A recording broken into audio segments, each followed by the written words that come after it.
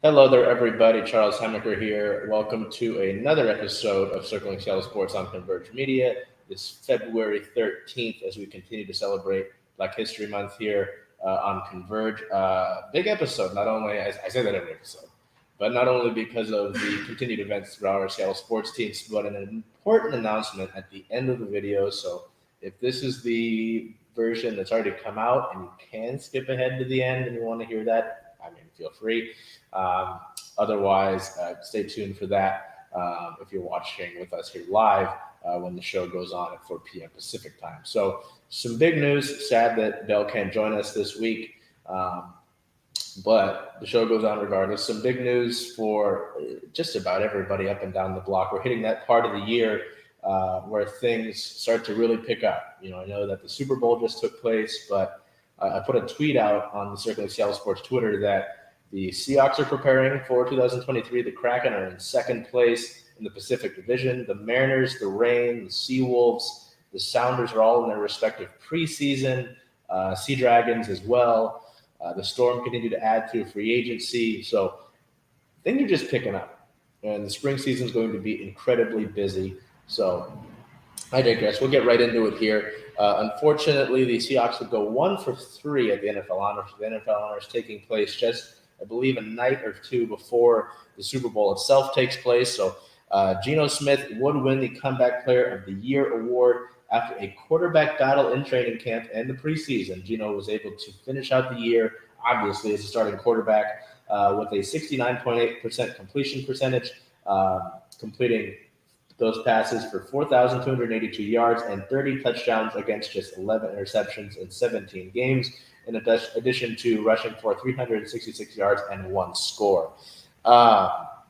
Just before I touch on Tariq Woolen or Kenneth Walker III for the other NFL awards that the Seahawks were nominated for, just to highlight here what Geno was able to do, because there was a lot of discourse about what did Geno come back from, because typically when you think of this award, you think of an injury like a few years ago with Alex Smith or Joe Burrow last year. It's in the very, guidelines for this award from the NFL that if it's not just the injury itself that can play a factor, it's also poor performance the year before. And Geno, from being a guy that was a starter in the Jets organization, wasn't able to pan out there, bounced from teams, was in the Giants, a Charger, and backing up Russell Wilson.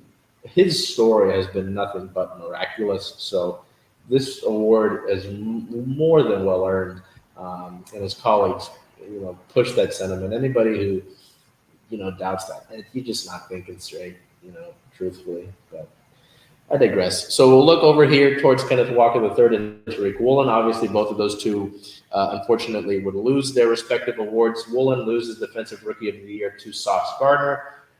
Just a small note on Tariq. A few notes. Tariq Woolen. Woolen gave up less completions than Gardner, had a lower completion percentage against him, gave up less yards, had a lower QBR, more interceptions, and tied for the league lead in interceptions. Had a lower QBR, a defensive touchdown, more fumble recoveries, and a blocked field goal to add to that impressive year. I just think it's a little ridiculous. Brock Huard made a great point in talking about how as the year went on, Woolen's sort of hype around that sort of thing might have died down a bit as, teams started to target him less and less, and Gardner and the Jets kind of gained more traction as the season went on. In addition to the fact that a lot of the voters for things like this are on the East Coast and don't typically watch Seahawks games anyway. So I understand why Woolen was number 4 despite having a good amount of statistics over Gardner, but I digress. And then for Walker, Kenneth Walker III lost Offensive Rookie of the Year to Garrett Wilson. Walker had more first place votes than Wilson, but because of the way the voting is tallied up at the NFL Honors, Wilson had about 53 second place votes, and because of how they're spaced out, I think first place vote gets you 5 points, the second place gets you 3, and a third place vote gets you 1, and like that. Wilson was able to have a higher point total than Walker and was able to take the award from him. Walker did not fumble at all this season, had 10 total touchdowns, 1,550 yards rushing while missing several games. So again, I digress. It's fine at the end of the day. These awards are whatever.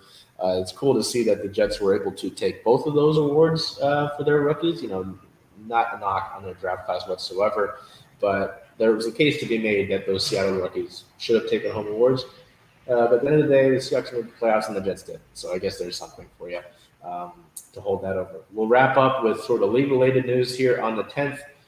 Brady made his retirement official. Tom Brady officially fired his retirement letter to the NFL and NFLPA to put comeback rumors to bed. So hopefully we're done with Tom Brady. We'll see about that. He's posting thirst traps on his Instagram now. I don't know what that's about. I don't know what's going on with Tom. On the 12th, the Chiefs would win Super Bowl 57. Patrick Mahomes was named Super Bowl MVP just a short while after being named the regular season MVP. Rihanna killed halftime, I'll say that. But that was a great game between two great teams, and now the work continues for our Seahawks to hopefully get to that sort of mountaintop next year and within the coming years. Also, some other news that came out of that day, Derek Carr is likely to be cut by the Las Vegas Raiders. Carr tells the Raiders he won't accept any trade to any team after meeting with the Saints this last week. The Packers are open to trading Aaron Rodgers. Green Bay will work with the quarterback to facilitate a trade if a request is made after his darkness retreat. If you don't know what that is, I know it sounds silly off the bat. Aaron Rodgers is going to go away for like a week into a cabin or something in the woods and completely isolate himself and try to come to a decision on whether he wants his future to be in the NFL. So that's interesting. I can't knock the guy. I'm not Aaron Rodgers. So I don't know. It'll be really interesting to see that. But that is your league news around the NFL. So now we're going to switch gears over to the Mariners here. And before we get to news about the World Baseball Classic and such like that, the Mariners unveiled something pretty exciting. So the announcement came last week that the Mariners are unveiling and launching the box yard. So you can see there's a mock-up from the Mariners. It is the building that used to be the Pyramid Brewing Company. They're also taking over the corner building that had the great floors. This is an extension of what we already know and have in Hatback Bar and Grill, and Steelhead's Alley. So right next door to Steelhead's Alley will be Victory Hall. We'll show you some mock-ups here as we continue on. Victory Hall will be a great gathering place. It can host a bunch of things like pre-games before Mariners, obviously, Seahawks games, anything else that's going on at Lumen, like rain games, like Sounders games and such. SeaDragons as well as also you can rent that space out, whether it be weddings or corporate events and such and such. That'll be Victory Hall here. We're going to continue to cycle out through different mock-ups of it. That'll be Victory Hall. The other part, and perhaps the most exciting part of it, which there was no renderings of, unfortunately, was the space that was the great floors will become one of the EL1 and Mariners training centers, which will have state-of-the-art technology. I believe it's 8 batting cages, an open space in the middle. There will be a Mariners retail location inside of the building and a concession stand. But you'll have a training facility, that I know Trey earlier today. Apologies. That's tomorrow's show. She'll have Buki Gates and a young man from Baseball Beyond Borders on. Baseball Beyond Borders can use that space. It'll be a great partnership continuation with EL1 Sports to have that sort of space right across from the ballpark. Maybe you go from training and then immediately after, you're able to catch a Mariners game. So that is the box yard. The Victory Hall part of the boxyard will be open by opening day, so by March 31st. And the training center part of the facility should be good to go in the summer of 2023. So that was a really exciting part. I know, most of what we do here is the player aspect and the team itself, but just wanted to highlight that as well because that's a really exciting addition right across the ballpark, and it's something that shows the Mariners' continued commitment to revitalizing the Soto area. That I was able to talk with a few Mariners folks at the soft launch of the Hatback Bar and Grill in Silhouette Alley, and that was something that they talked about, and something like the boxyard is a key example of that moving forward.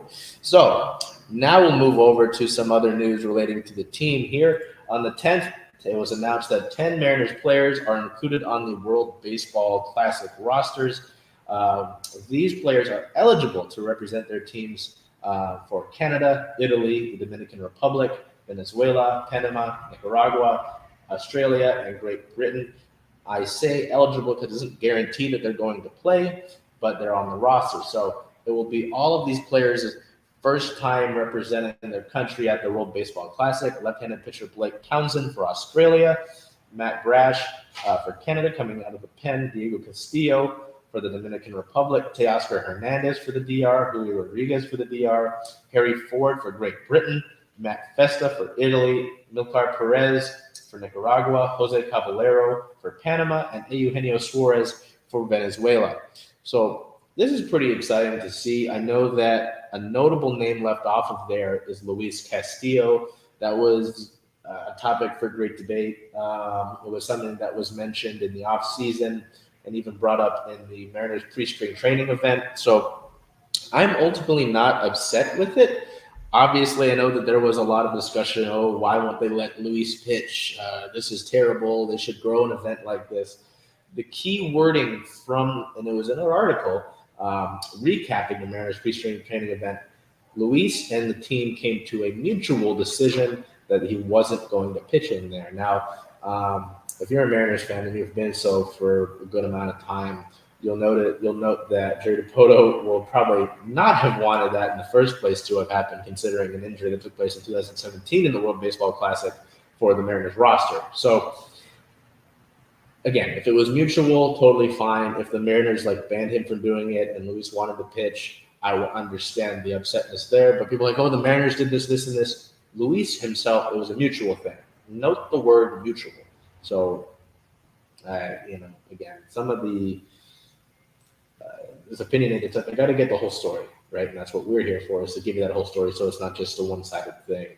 And you're left thinking a way that you shouldn't have about our teams and about these different situations, right? So still very exciting to see that. I will definitely have an eye on the World Baseball Classic to see that. The Dominican Republic team is absolutely stacked. The American team is pretty solid as well. There are a lot of great rosters, and it'll be a lot of fun to see an event like this taking place. So going to move on with MLB-related league notes here on the 13th. Earlier this morning, MLB announced some new rules. The ghost runner rule in extra innings is now permanent. There was a unanimous vote that makes the runner on second base in the regular season at the start of extra inning. That'll be there all the time.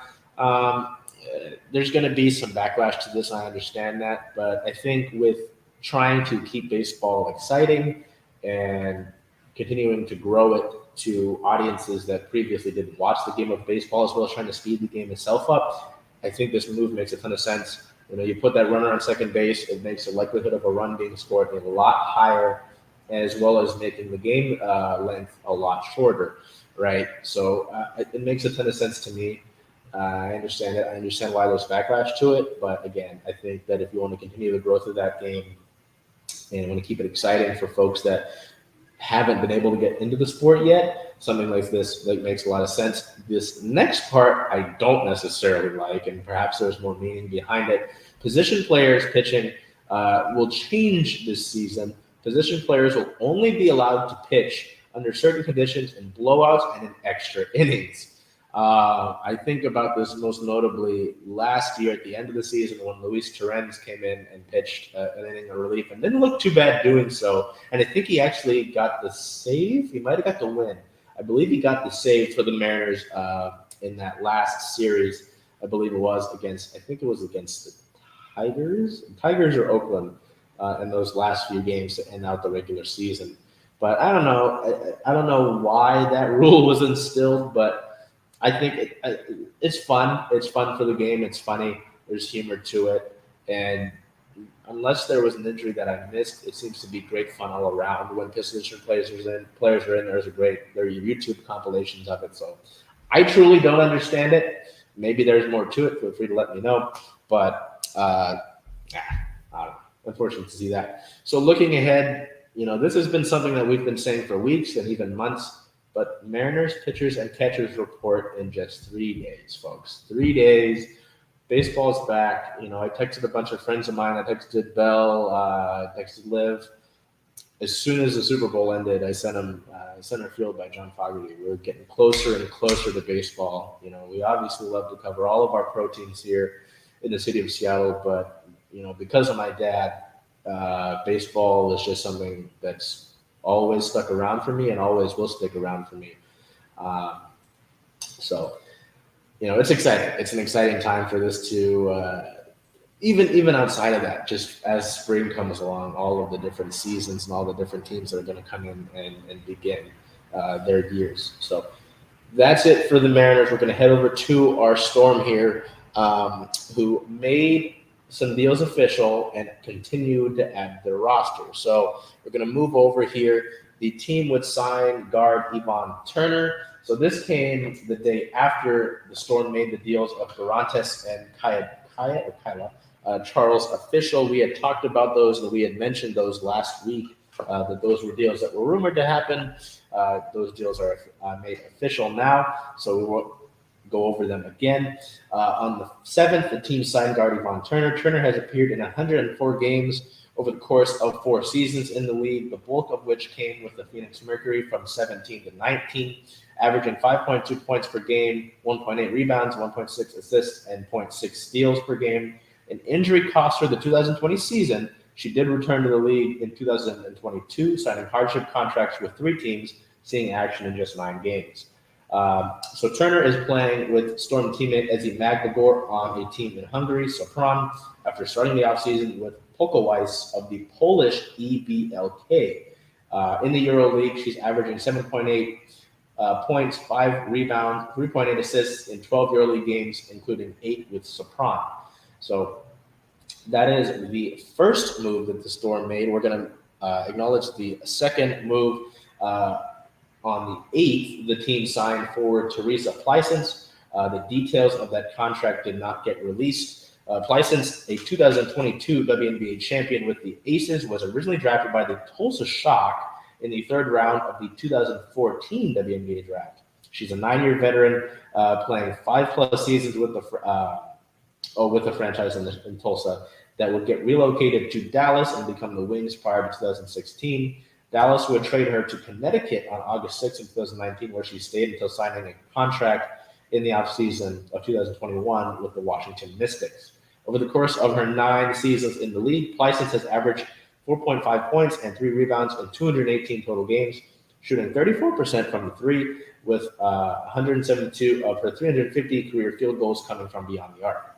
Her best statistical season came back in 2017, when she averaged 7.7 points and 4.3 rebounds in 34 games for the Wings.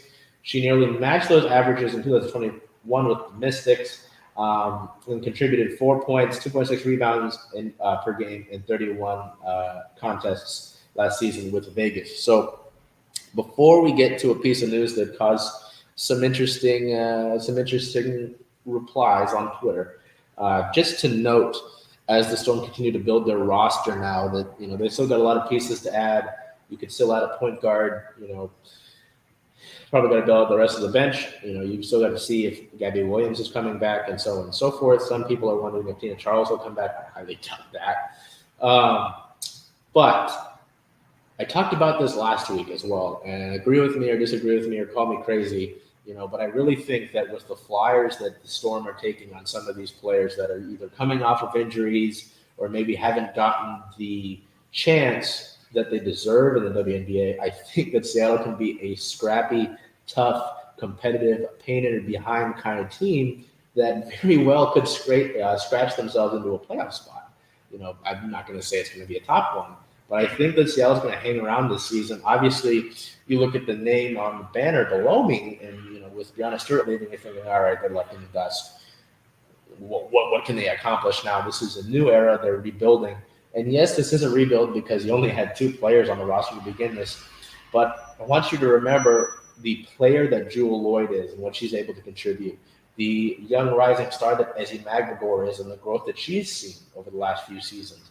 The presence that Mercedes Russell can bring, as she wasn't really able to play much of at all last season. And we thankfully got reports from our friend Rowan that she should be able to go. She's good to go for the upcoming season. So you've got 2 solid bigs in Magbegor and Russell, an incredible player on both sides of the ball in Jewell Loyd.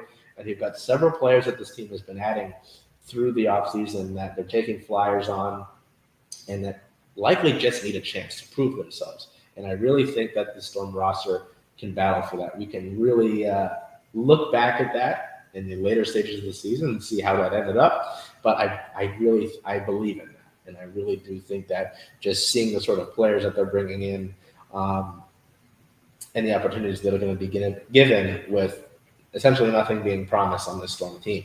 So there were those 2 moves in Plicens and Turner. And then on the 8th, there was an announcement made, a sort of release. The team is valued at a record-breaking $115 million. This is a WNBA record, not only a WNBA record, but also sort of a record in women's sports.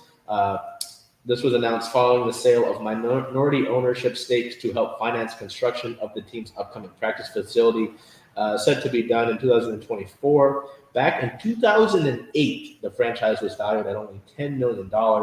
The Storm's investment in a purpose-built facility similar to moves such as the Las Vegas Aces and in the NWSL, the Kansas City Current, adds an asset to the franchise and a mark of permanence for both the team and the league. Expansion fees in the National Women's Soccer League leapt from $2 million to $5 million in 2020, and then to about $50 million, as we mentioned a few weeks ago, for the franchises that are set to be awarded to groups in Boston and the San Francisco Bay Area. Now, this got some sort of backlash on Twitter because a certain Seattle account tweeted that they wished they had a damn basketball team back. And it's very important to note that we have a basketball team, a pro basketball team in the city. I understand that you might not like it, whatever BS excuse you may have for it, but you have to remember that the Storm are the most accomplished team in this city by league titles. They have 4. Nobody else is within, well, the Storm are the Sounders are within 2 of them. But still, that's twice as many. And they've been a force in the WNBA for years, having some of the most accomplished WNBA players put on the Storm jersey. They're trailblazers, the organization itself, not the Portland Trailblazers. But respect needs to be put on this team. That's the bottom line. That's the point. Whenever I hear that, we need a basketball team back in the city, check yourself, especially around me, because that's not right. We've had a basketball team in the city. And myself, with all we do here at Certainly Sell Sports, we're going to be very excited when the announcement that the city of Seattle is getting an NBA team back is announced. But we cover all of our teams here. We give them all the same respect. And the Storm deserve that respect of any of these teams that you're given. So want to note that because we got some really weird replies when we were talking about that. And we mentioned this value, this announcement, because again, this should be celebrated. This is something that should be celebrated. Those people that tweeted out something about Sue Bird, and they're going to tweet something like this. Remember what you're doing. Think about that. Think about that headspace. Anyway, we're going to move on. A league note, though, this is, we're talking about the Aces and their facility. And there's all this talk about super teams in the WNBA, with Candace Parker heading to Las Vegas, then getting also Alicia Clark, the Liberty, and Stewie, and Courtney Vandersloot. On the 8th, it was announced that Las Vegas is under investigation by the WNBA for circumventing the salary cap. They've been accused of making under-the-table payment offers to current and former players, as well as the issue with trading De'Erica Hamby. I don't know if we touched on the De'Erica Hamby issue, so we're going to mention that. The Aces traded Hamby to the Los Angeles Sparks immediately after they found out that Hamby was pregnant. So Las Vegas has got some stuff that they got to handle. It'll be really interesting. We're going to keep an eye on that. We're going to keep that in our league notes as soon as we continue to get developments about that. But yeah, that's pretty big news, and that's a pretty big issue for a team that looked to be one of the two that were going to be destined to be the WNBA Finals this upcoming season. So this is normally where we would transfer over to our Seattle Sounders news, but because there was really nothing that came out of the Sounders, they had a few trainings over the past week, but there wasn't really much going on. The only thing is we have this upcoming friendly between the Sounders and Louisville City, February 18th versus Louisville City. We still don't have any details on that. We just know that Seattle is hosting that friendly essentially to wrap up their preseason before the regular season kicks off on February 26th. Yeah, that's what we've got coming up next for you. Make sure to keep an eye on us on our socials to know when that's happening, to get updates on that when we learn about that. I guess the other piece of news would be that the Sounders are releasing their alternate kit. I apologize. On the 15th, we've shown you some mock-ups for that on our socials. So be sure, again, this is a great opportunity to go take a second and check out our socials because of the fact that we get a lot of that news out immediately and when it happens, as opposed to getting this on Mondays, which we love you guys checking us out on Mondays. But just on that scroll you saw, be sure to check out our socials as well to see that in real time and get updates as we get them as well. But yeah, that was about it for our Sounders. So we will now switch over to our Kraken, who are coming off of the All-Star break. There was a lot of fun posting that happened over the All-Star break. There was excitement for the team to get back into play. And then the team ran into a 3-game losing streak, unfortunately. So they got back on the 7th to face the New York Islanders.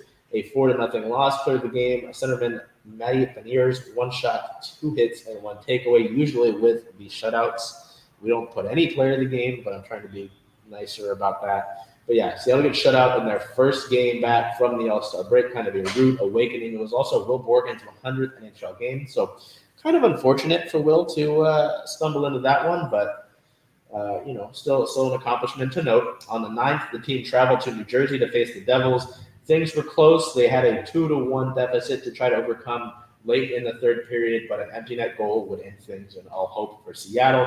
Our player of the game, defenseman Adam Larsson.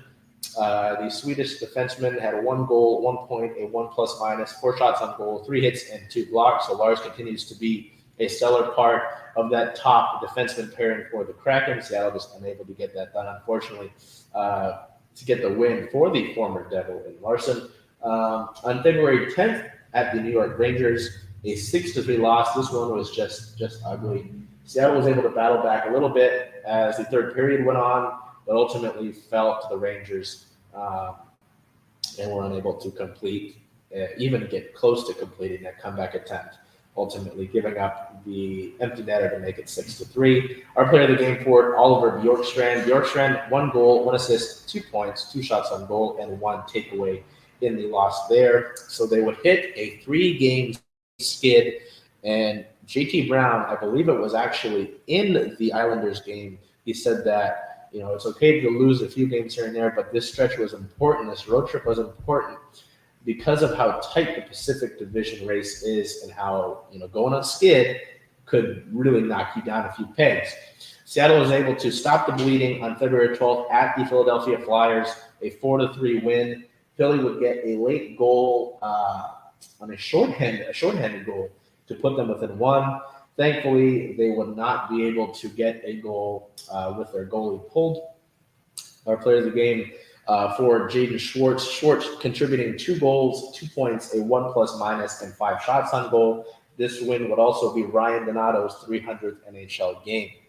Our player of the week, or my player of the week, is defenseman Vince Dunn. Dunn had 3 assists, 3 points, 7 shots, 12 hits, and 4 blocks over the course of the past week. And again, we talked about Larson in that Devils game, but that top defenseman pairing of Dunn and Larson has been incredible.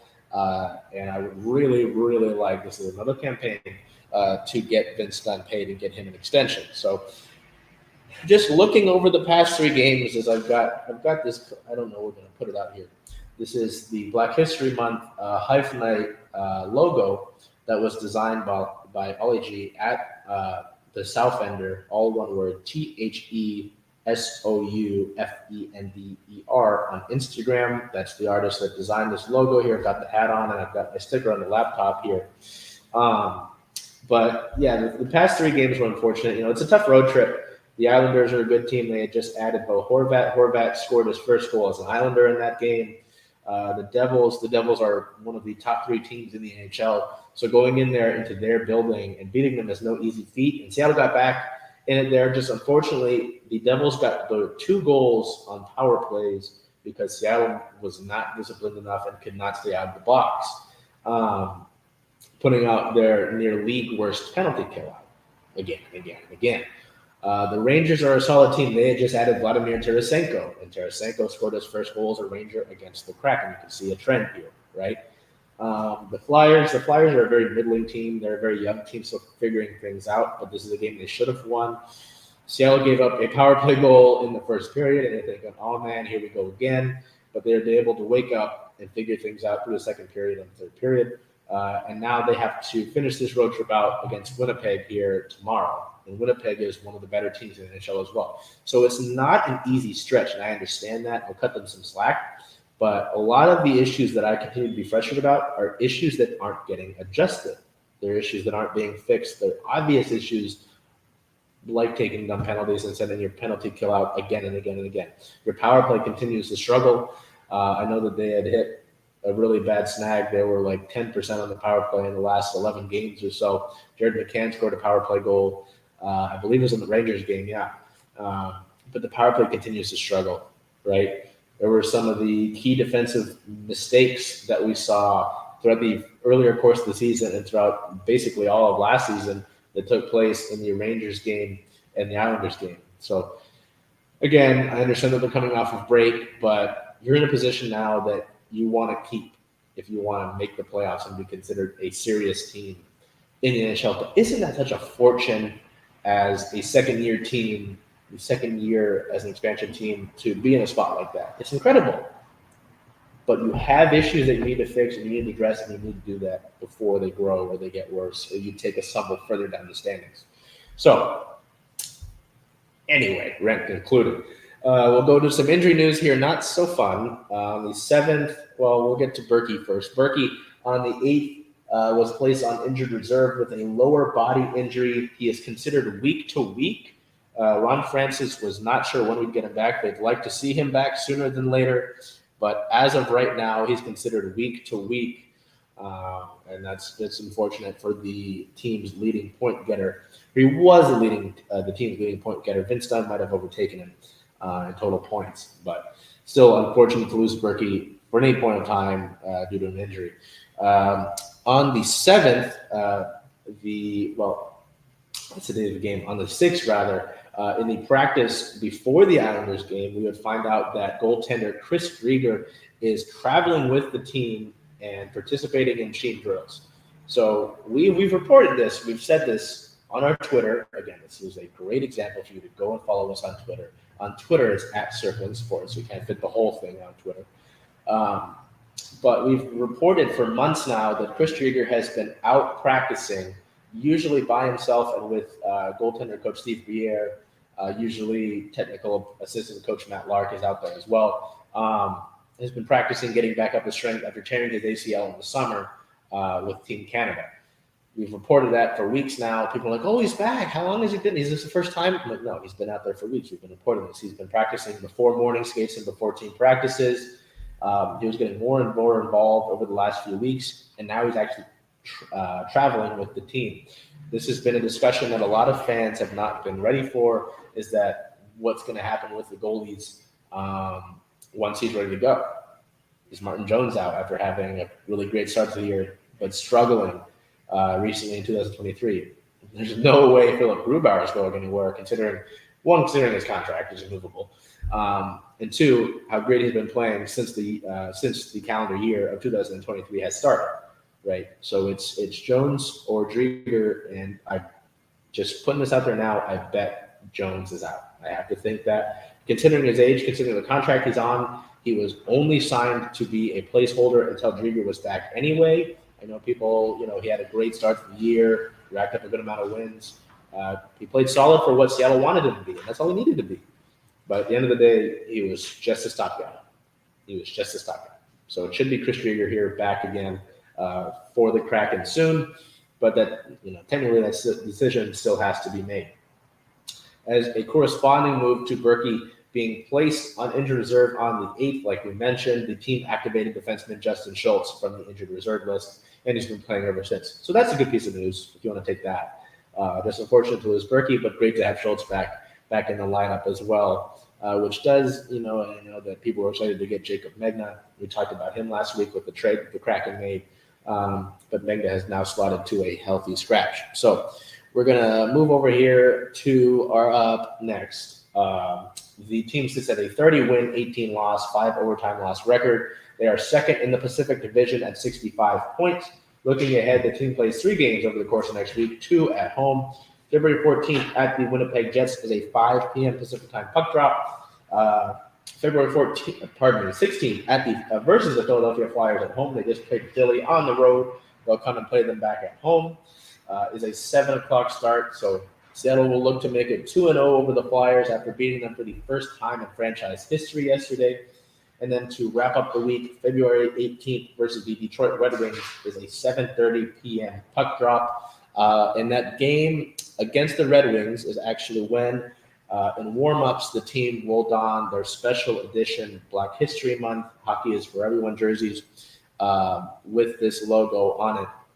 So that'll be really exciting to see, and I'm really excited to see our photographer for the night there on site, Liv Lyons, get great shots of those warm-ups and to see those great warm-up jerseys. So merchandise for this, if you're looking for this logo, they've got stickers, they've got patches, they've got pins, I'm not wearing my shirt today. No. And a hoodie. The Seattle Kraken team stores got them at all their locations. They will have pucks with the logo on it at the game itself. So yeah, I'm not trying to plug. I mean, the sponsorship would be great. But just wanted to note that there. If you're like, hey, I like his hat. Anyway, we're going to move on to our Oil Rain here. The Oil Rain had a busy week as well. On the 7th of the month, they would announce a partnership, a Rain Olympic Lyon and Club America partnership altogether. This unique agreement between 3 major actors in women's soccer around the world will strengthen the existing links between the clubs and develop new collaborations in various fields. They quote from the press release. So effectively, what this seems to be for these 3 clubs is a partnership to help grow the game of women's soccer, to help grow, that whether that be on the professional level, as the clubs themselves are, for their respective academies. I know that I believe it's Angel City FC and Tigres have a partnership, and there are several others in the works as well. The first axis that will be developed around aspects related to women's professional teams, with the sharing of knowledge and skills between the various staffs of the 3 clubs, exchanges of information on recruitment, scouting networks, and the organization of friendly games. The inaugural friendly match, symbolizing this new partnership, is scheduled for Saturday, February 25th at Starfire Stadium between the Rain and Club America. So we have it up next to look at as sort of preseason matchup for the Rain to look forward to. We'll see you there, at Starfire for that on the 25th. When asked if there was the possibility, of there being a friendly between the Rain and Lyon, there wasn't a clear answer on that from the different representatives in the press conference for this announcement. So I imagine there will be, but there wasn't a clear definition that we can give you at this time.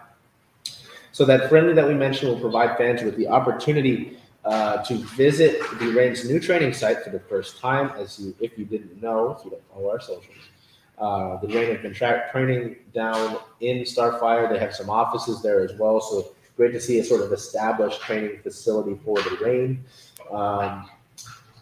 Those tickets have already gone on sale. There will be merchandise there available to purchase at the event, including a limited edition scarf to commemorate the partnership between all three clubs. A second level of collaboration will be set up between the academies, embodied by exchanges on the organization of the structures, the strategies, and the techniques of the training between the educational teams, the immersion courses, as well as invitations on the youth tournaments. Finally, on the non-sporting side, there will be synergies that will be activated around joint communication, campaign on the values of sport, exemplarity, and transmission to young people, sporting excellence, and certain CSR themes. The sales and marketing teams will also share their networks and international partnership opportunities. So again, this largely just seems to be a great opportunity to continue to grow the game of women's soccer, have these friendly matches against each other, try to continue growth in the academies as well. So there was that announcement.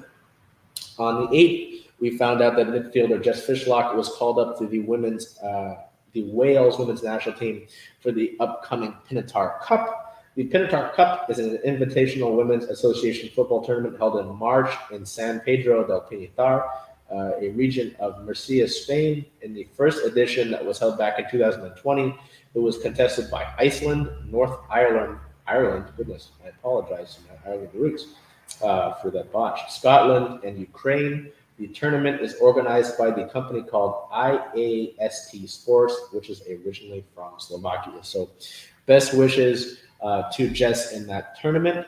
And then finally, the NWSL schedule was announced the same day on February 8th. We finally found out all of that sort of information after waiting. I know our friend Jen Williams was unable to plan one of a few trips to see the Reign play because of this taking place, because of the delayed schedule, but we finally have it after this long wait. So let's get into it. So here's the first, we'll go through it here. The NWSL schedule has 28 matches total between the regular season and Challenge Cup, 14 at home and 14 on the road. I apologize, you should have me on this. The schedule was made in order to minimize matches taking place during the World Cup this summer. The Seattle versus Portland doubleheader will take place on June 3rd at Lumen Field. Both the 2023 regular season and 2023 Challenge Cup will appear across CBS Sports platforms, including the CBS Television Network, CBS Sports Network, and Paramount Plus. So if you want to watch the Reign and you're not going out to every single game, you're not a season ticket holder, or you want to watch them on the road, Paramount Plus is what you want to have. That's what helps us out a lot of away games, but thankfully, we have Rough and Tumble Pub for that. So if you want to watch the away games, or you're unable to make it on the Lumen Field and you're closer to Ballard, or you just like to experience Rough and Tumble Pub, make sure you head to Rough and Tumble Pub in Ballard to watch those away matches. That's where we'll be for those as well. So let's get into the meat of the schedule. It starts on Sunday, March 26th against the Washington Spirit in Washington at 1 p.m., Then Saturday, April 1st, a 4:30 p.m. start at New York, New Jersey, Gotham.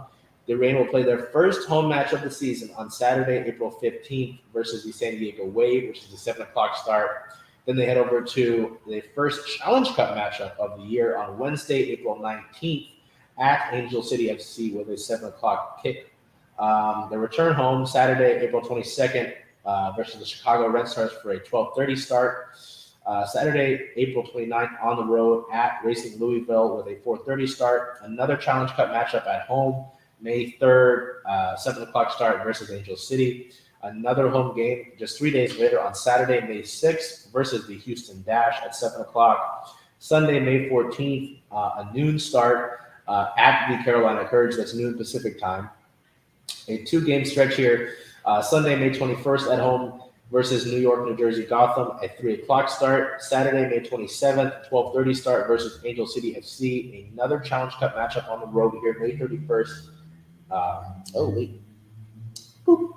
May 31st at San Diego Wave. That's a 7 o'clock start. Saturday, June 3rd, that's the Portland versus Seattle doubleheader. The Reign get the afternoon window, a 5 o'clock start versus the Portland Thorns in that doubleheader. A few days later, on Saturday, June 10th, they will play at home versus the Kansas City Current. That's a 7 o'clock start. On my birthday, Saturday, January 17th, June 17th, I apologize, a 5 o'clock start on the road in Houston against the Dash. Saturday, June 24th, 7 o'clock start at the San Diego Wave. Another Challenge Cup matchup Wednesday, June 28th, at 7:30 start at Portland. Saturday, July 1st at home versus Racing Louisville at 12:30. Friday, July 7th at 4 o'clock at the Orlando Pride. Two back-to-back Challenge Cup games, and they wrap up the Reigns Challenge Cup schedule before the tournament, that is. Friday, July 28th at 7 o'clock versus the San Diego Wave, and then Sunday, August 6th versus Portland at 3 o'clock. So that wraps up the Challenge Cup there.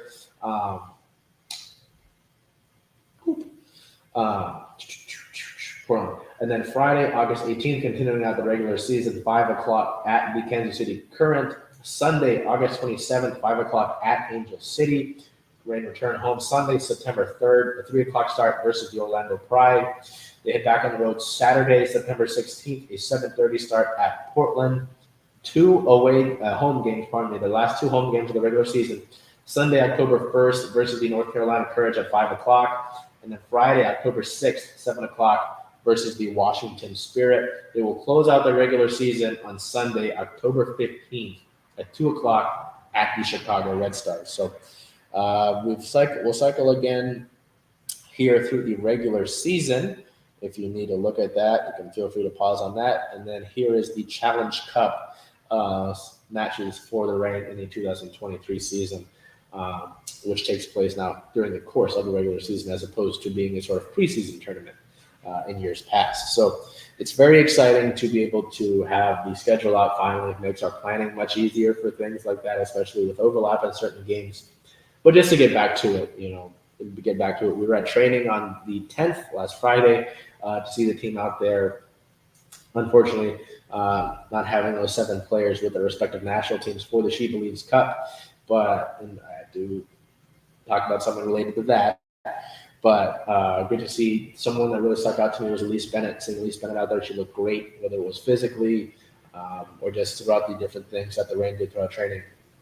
Really excited to see Elise Bennett on this club in 2023. Now, I've mentioned the She Believes Cup. We hit league news here. What's happening with Team Canada? If you follow some of our Reign players, or basically any of our Reign players on social media, many of them shared posts related to what happened to Team Canada, as teammates Quinn and Jordan Heitzman shared. Despite winning gold at the Tokyo Olympics, players on Canada women's national team are still seeking equitable and sustainable conditions. Ahead of the She Believes Cup, the players took strike against Canada Soccer, taking collective action over pay inequity and funding cuts that significantly affect their ability to prepare for the World Cup in July. After just one day of that strike, it was called off as a joint statement from the players detailed that Canada Soccer considered steps that could result in those individual players at the camp paying millions of dollars in damages. That's troubling because, in addition, despite players playing in 17 matches over the course of 2022, they have not received any compensation at all from Canada Soccer for their work last year and have earned significantly less than their male counterparts in previous cycles. So basically, think about this. You're going to work. For the course of the year, you do not get paid for your work, and you've already been earning less than your counterparts in previous pay periods. I mean, it's really messed up what's going on with Canada Soccer. I know several of the players, obviously Jordan Heitzman and Quinn, other players around like Christine Sinclair have mentioned that they're basically being forced to play these matches. So it'll be really interesting to see how this develops for the strike itself. You also want to see much better, that doesn't need to be said, from Team Canada in this situation, but it's pretty stunning to see that this is even taking place. So again, we'll keep you updated with this as it continues to develop and continues to go on in our league notes segments going forward. Thankfully, on the bright side, we do have a match to look forward to. February 25th versus Club America. We finally have a friendly match to look over for our Reign before they begin their regular season. And we know when the regular season starts. So that's great to finally know that and finally prepare for that. We head over to our Seattle Seawolves here, who closed out their preseason with a scrimmage. It was originally sort of looked at as a preseason match before the match kicked off. And a few hours before, I learned that it was just a scrimmage match. So the Seawolves would hand it to Seattle Rugby Club, beating them 49-0 in 40 minutes of play. They only played a half of rugby and were able to score 49 points. Our play of the game, captain and number 8, Riekert Hadding scored 2 tries on the day. And yeah, Seattle looked rusty at first to begin things. They were trying to get passes together, couldn't really string things together, but just a little bit in, they were able to get going and able to kind of find their stride, especially as we reached the 40-minute mark of the match. After that scrimmage had ended, both teams kind of split into split squads. I'm sorry to use the word split twice.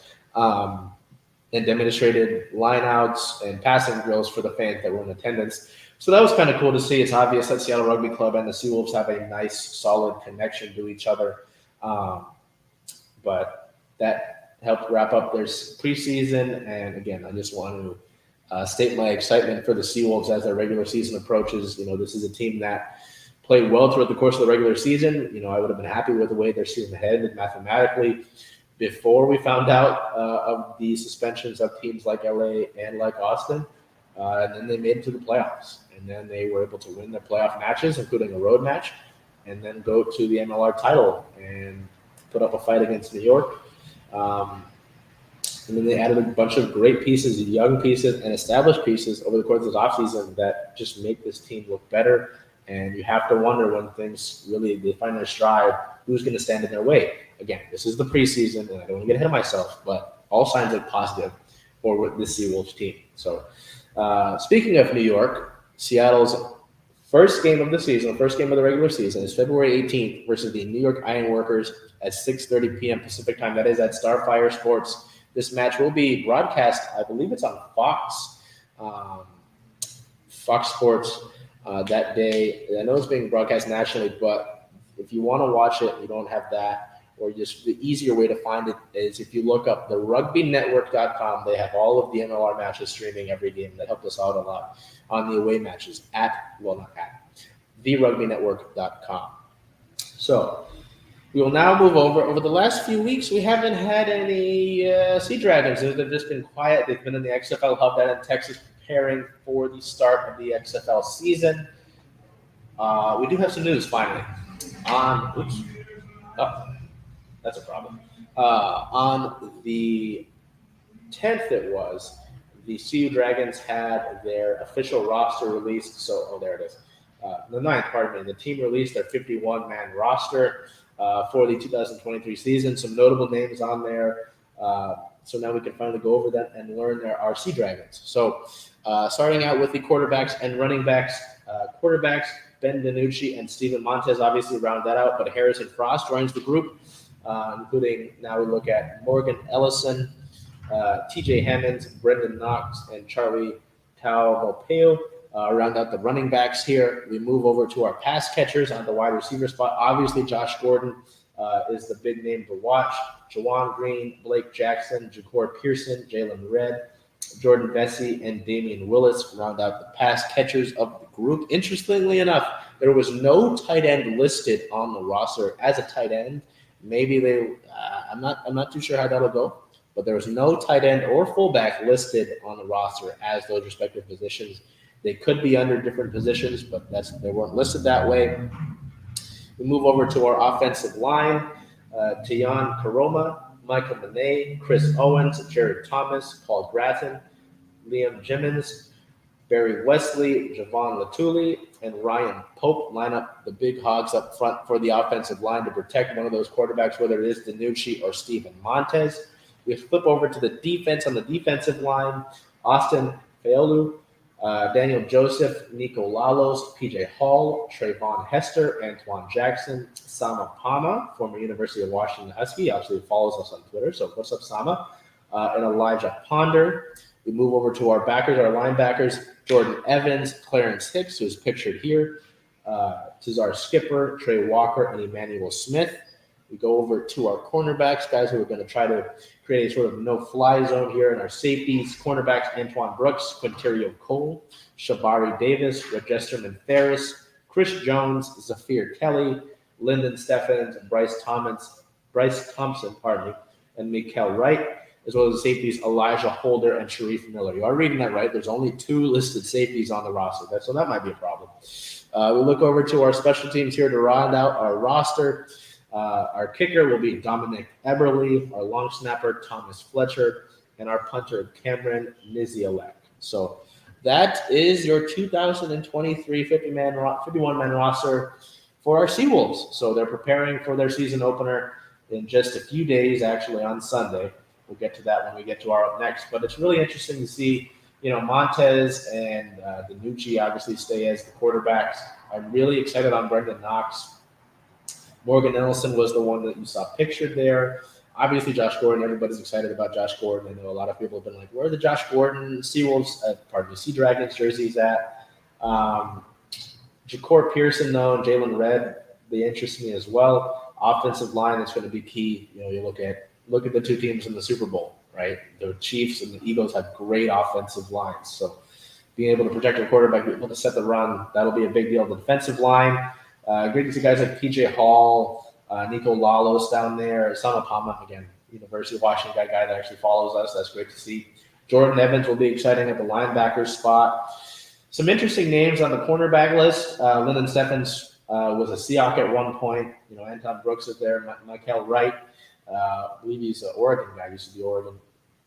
Only having 2 safeties is an interesting look, just, in case of injury or something else like that. And then Dominic Eberle was a signing that a lot of people were excited for as well when that was announced. So great to actually have an idea of what our roster looks like going forward, especially considering that the first game of the season is this Sunday. So the first game of the XFL season for our SeaDragons is February 19th at the BC Defenders. That's a 5 p.m. Pacific time start, and that game will be on ESPN. So if you're looking for a place to find that, luckily ESPN will have that. Makes that a lot easier for us to find. So we're going to sort of get towards our closing here as we go over to our Seattle Star of the Week. There was an easy decision for me this week with Geno Smith winning the Comeback Player of the Year award. I think we might have had this when the season ended or we did our season in review, but for him to win the award and to really put the cherry on top of an excellent year for Smith, just a total 180 of what he's dealt with for the majority of the season, being the guy that led the Seahawks to the playoffs, a guy that had the locker room in the palm of his hand. Just great to see that ultimately the year that he had. And he's going to get paid, when we get to how much he's going to get paid. That's an issue in and of itself that, we'll have to talk about as the offseason rolls on, especially with the Super Bowl already finishing up. But Geno had a great year. Bottom line, Geno had a great year. So now that announcement I talked about, normally this would be where we wrap up the show, but we do have an announcement. Some of you might have seen the accounts on Twitter, or you saw that I had the announcement sort of brought up where I was winking and talking about minor league teams. We're launching CSS Futures, which is certainly Seattle Sports Futures, covering, as you can see above me, the minor league teams and affiliates of our pro teams here, of our 8 pro teams here in the city of Seattle. Not all of them have affiliates, but teams like the Mariners and the Kraken have those respective affiliates. The Sounders have the Tacoma Defiance, as you can see on this nice list below, like where are we? Right here, right? As well as the semi-pro teams that play here, like Ballard FC, Everett Silvertips, the Seattle Thunderbirds. I know there's some rivalry there, but still, this is what we're going to be doing. You're going to want to follow us as you see the tagline that's going across. I'll come back here. But the point of CSS Futures was to follow the affiliates and see players make their way up through things like the farm system for the Mariners, right? Watching a guy like Julio Rodriguez go up. I'm really excited to see a guy like Harry Ford make his way through the system. Obviously it's exciting to think about Bryce Miller with the Mariners, Emerson Hancock. One of those guys could fill out as the 5th starter for the Mariners. You look at the Coachella Valley Firebirds, a guy like Riker Evans. It's really excited to see him maybe join the Kraken next season. We already posted today's Kraken prospects last week in review to see what prospects totaled the most points over the past week. The Silvertips and the Thunderbirds. The Thunderbirds are the number 1 team in the WHL Western Conference, and they have 10 NHL prospects on their roster. The Silvertips they're not having the best year, but they have a ton of talent on that team as well. Ballard FC was a ton of fun to watch last year. To play in Interbay in their inaugural season, make it to, I believe, a semifinal match in USL 2. The Defiance, the two Sounders draft picks, for example, just signed on for the Defiance outside of a bunch of other things and stuff like that. So you can see our list here of all the teams that we're going to be covering. You're going to want to follow us on those accounts. All of on Facebook, this is going to be Circling Seattle Sports. On our YouTube, it will be the same as well. We'll be posting videos on those teams as well for CSS Futures, but excited to announce that division. We have another division coming that we'll have sooner rather than later, but just wanted to announce the launch of CSS Futures. I apologize. You're going to want to follow those accounts on Twitter and Instagram to keep up with those. If you're a person that wants to keep up with the growth of those teams, the growth of the minor league affiliates, whether it's that or the semi-pro teams and like the Thunderbirds and the Silvertips and Ballard, or you can support CSS. So that'll wrap us up. Again, this is all you're asking why so much work in addition to 8 pro teams, or why continue this coverage. Whether it's the major outlets or other folks who try to do what we do, there's nobody doing what we do here at Circling Seattle Sports. We have so many great photographers. Belle Garcia, in her own right, has grown excellently on the mic and as a writer. We've got a bunch of other things coming. I appreciate Cuddy behind the camera. I know he's got stuff to do. We're going to try to get up here. But there's no one doing what we do. And I pound the table because it's frustrating to see that we still have to fight for that respect, fighting for covering all these teams the same. Certain outlets say they're Seattle Sports. They've changed their name to Seattle Sports. They only cover 2 of them, primarily. It's BS. You claim that you want to, other outlets claim that they're pro Seattle, pro women's sports. They don't show up for the games like we do. They don't provide the coverage like we do. They're not on site. I don't have a car, and I'm going out to training at Starfire. I was at Cheney Stadium in 2021 for these rain games. I'm going up to Everett for these Silvertips games, and Aqua Sox, and Kent for these Thunderbirds games. There's nobody doing what we do, and there's nobody that has that passion for these teams, that love for these teams. I love this thing, man. I love all of this. So anyways, let's get out of here. Make sure you have a great rest of your day, great rest of your week. It's been getting better out there. Don't fall for the false spring. Do whatever you can to make today a great day. Curtis, let's get out of here.